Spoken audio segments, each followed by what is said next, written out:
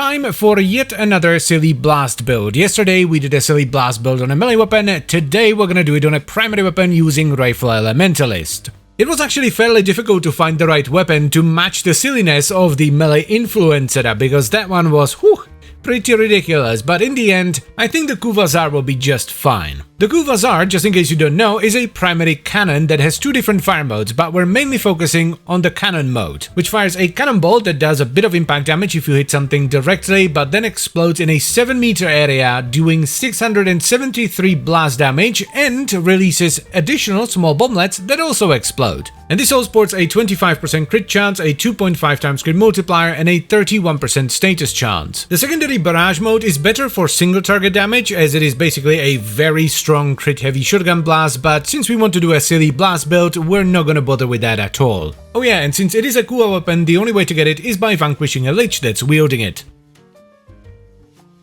I am boiling. It is so incredibly hot right now. We could actually run Cannonade on this if we wanted to.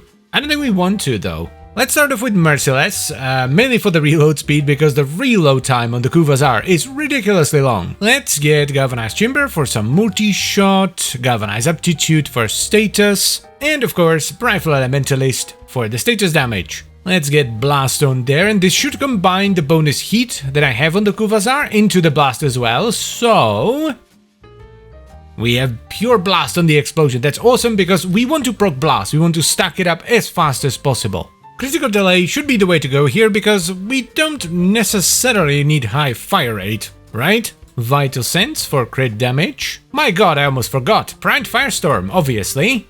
We want Big Boom. We do definitely need to get Mutation as well. Let's just put in Primed because it fits, because yeah, the ammo reserve on this is very bad. Let's bump it down to level 100, that's more than enough, and let's start off with kind of like the worst case scenario, which is going to be Grenier. AoE is absolutely terrific, look at that.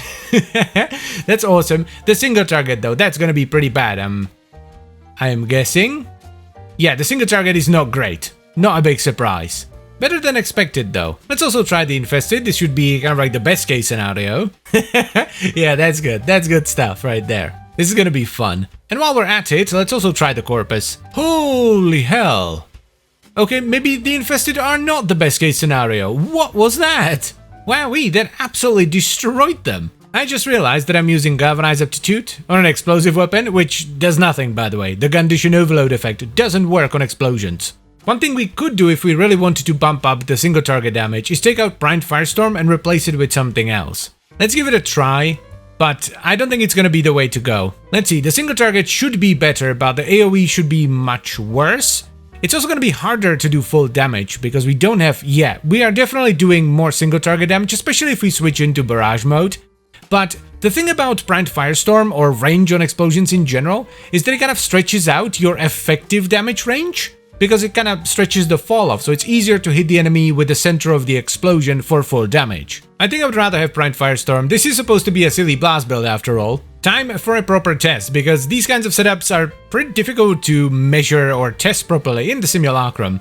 Isn't it kind of silly that we're not running Cannonade on a cannon? Oh, this is looking mighty fine. There we go. This is much better. See, this is why I always do mission tests as well, because as I've said already, this kind of a setup is difficult to test in the simulacrum because you only have a limited number of enemies. Simulacrum definitely has its uses, it's great for tweaking builds and comparing setups, but you really need to test stuff in normal missions. Oh boy, a Grenier Syndicate kill squad, this is gonna be interesting. Let's see, where did they spawn? I don't see them anywhere. Aha, here they are, hiding in the corner. What? Did I just one-shot a kill squad? Okay, this is very nice, I'm liking this a lot. Also, ammo is absolutely a-okay. I'm impressed with the kind of damage we're doing here, considering we have no armor strip whatsoever. Alright, Acolyte time. Show yourself. Where are you? Not too bad, not too bad. Alright. Huh. Stay in that corner. Yes! Dude, that's not bad. I was worried about the Acolyte damage, but that was more than acceptable.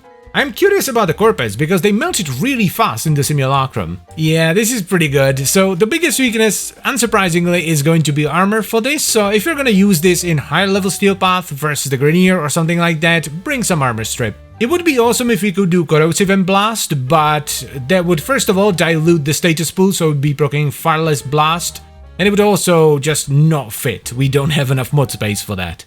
Theoretically, we could drop Firestorm and then run like an electricity-based Zarr, and then combine that into corrosive and then run blast on top.